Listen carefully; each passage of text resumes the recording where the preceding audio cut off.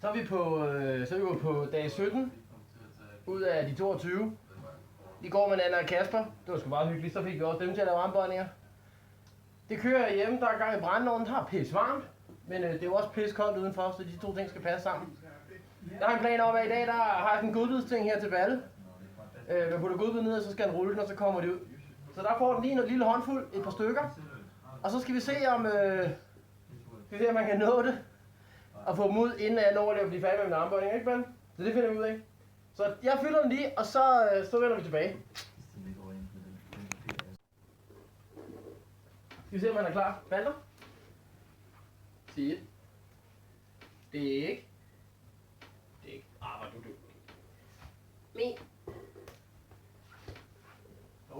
Så ser vi om, hvad han siger til det. Klar, 3, 2, 1. Værsgo, Balle. Jeg tager den så. 3, 4, 5, 6, 7, 8, 9. Balle, du skal få mig ud af den. 9, 10, 11, 12, 13, 14, 20. Balle er bagud. 22. Nu er god, Balle. Du er dygtig. Det er det.